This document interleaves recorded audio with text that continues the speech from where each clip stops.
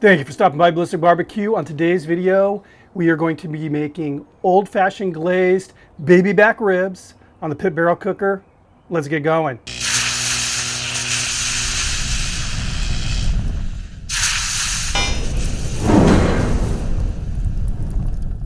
Okay, when I said old-fashioned at the opening of this video, I wasn't really referring to like old-timey recipe. I was referring to the glaze I'm going to make, which is inspired by actually an old-timey recipe, my favorite cocktail, the old-fashioned. And there are two ways that you'll see the old-fashioned served up. I mean, there's a whole bunch of different ways, but as far as spirits, it's usually going to be bourbon or rye. And for this particular recipe, we're paying homage to Kentucky. We're going to use bourbon. So I have here 2 racks of baby back ribs. I went ahead and pulled the membranes off and just did some very, very light trimming. First thing I'm going to do is take some, you guessed it, bourbon, and this is a smoked maple bourbon. I thought it'd be perfect for, a glaze. I'm just going to kind of slather the ribs with some of this bourbon and use this as a binder for the rubs. Okay, now I have here some of Cosmo Q's Dirty Bird, and I'm just going to do a kind of a light coating of this. I want to bring out some of this, there's a nice kind of a sweet spicy heat in this that I want to bring out as my first flavor. For the next layer, I'm going to use another one of Cosmo's rubs. This is the Sweet Honey Pecan. Now we're going to go ahead and hook these things. So I'm going to go 2 bones down and the thick meaty end of these ribs.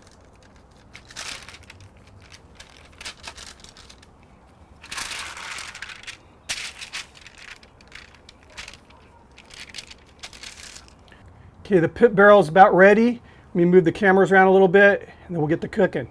Pit barrel's all ready to go, and I'll tell you what, I have went from exclusively using briquettes to lump charcoal on this thing, and what a difference. I mean, this thing just thrives on lump charcoal. It always did a great job with the briquettes, but lump even better. Okay, so again, we're keeping on theme here. So I have here just a handful of wood chips, and these are wood chips from bourbon barrels. Throw these in here. Rack number 1. Rack number 2. So I'm just going to be monitoring the cook. I always say I'll spritz them if they're looking a little dry. I found very rarely do I have to do that with this. It's just a very moist environment inside the pit here. Let's go ahead and make that glaze. Okay, now for that glaze. Easy glaze. We're just trying to kind of, again, capture the spirit, so to speak, of that cocktail, the old-fashioned. So I have here 2 cups of bitter orange juice. And this is the same orange juice that I would use in a mojo. That was 2 cups. I have here 1.5 cups of Demerara sugar, and basically this is the same sugar you would use in an old-fashioned, traditional old-fashioned, and it's cane sugar. It's unbleached, it's just sort of a raw sugar. So turbinado sugar would work fine. I have here 1/2 cup of that. This is that smoked maple bourbon. About 4 dashes of aromatic bitters. 4 dashes. I like orange bitters in mine. This is 1 tablespoon of pickling spice. It's got a lot of goodness in there. Pinch of salt. I'll add more if I need it later. A little black pepper. Now the real purists when it comes to old fashions may disagree here, but I like a Luxardo cherry, not those cheap red cherries. I'll show you a Luxardo cherry. So you can see the difference there. It's a really dark cherry. I like one of those as a garnish in my old fashioned. A lot of the nicer restaurants, that's what they'll put in there. And I'm going to go with about, I don't know, a couple teaspoons of juice from the Luxardo cherry jar.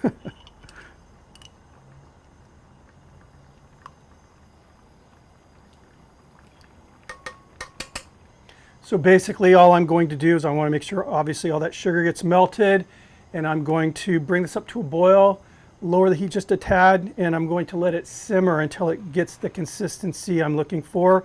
We're making a glaze. I want a glaze consistency. So it's all about just paying attention to this, making sure that it doesn't reduce into nothing and catch on fire.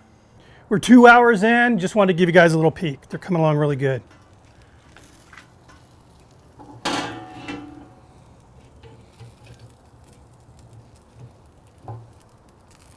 at that, it's gorgeous color.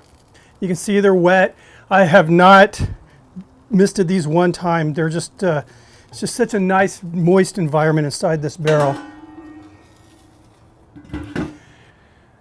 So they're not done yet. I just want to see a little bit more pull away from the bone. I want to see a little bit more tenderness. I'm going to take a peek in probably 45 minutes or so, see where they're at. And I'm going to kind of gauge my time to where about 15-20 minutes before these are done, before I'm going to pull them. I'll hit them with that glaze just to kind of get it to set a little bit. Probably get a little bit of smoke into the glaze as well. We're 3 hours in. These things are tender and ready to be glazed.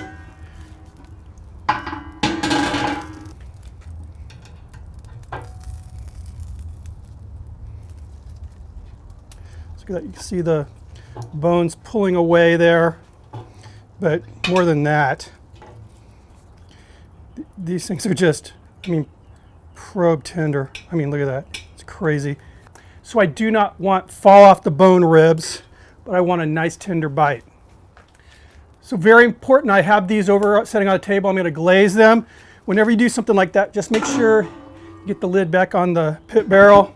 Keep the temp where you want it to be. Now on the glaze, as it was reducing, I was tasting it, and I felt like it needed a little bit more salt and a little bit more heat. And you know, in that pickling spice, there's actually crushed red pepper, but it still needed a little bit more heat. So I pumped up the salt just a little bit, and I added a pinch of cayenne pepper, dialed it in. It's nice and citrusy, not too sweet. It's got a nice tang to it and a little teeny bit of heat. It's good stuff. This rack got a little dark here. That's just the sugar. It actually tastes pretty darn good, that kind of burnt sugar flavor. But this other rack here is perfect. So an old fashioned is usually garnished with a twist of orange peel and or lemon peel. So I have fresh orange here, microplane. I'm gonna hit it with a little bit of orange zest. Little lemon zest. This smells crazy.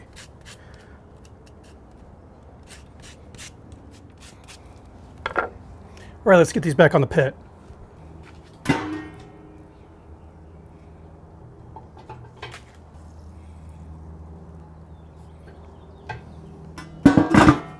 All right, so again, 15-20 minutes, these guys are coming off.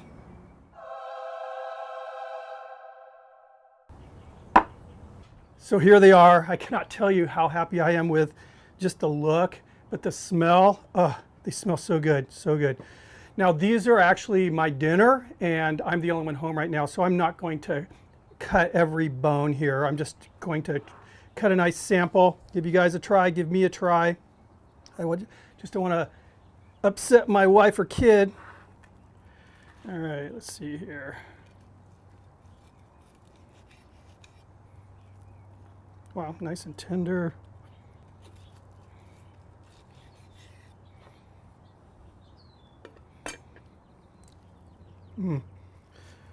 So I'm cutting more than one because of a stupid fly that got in my shot. So anyway, I guess it's my victory though.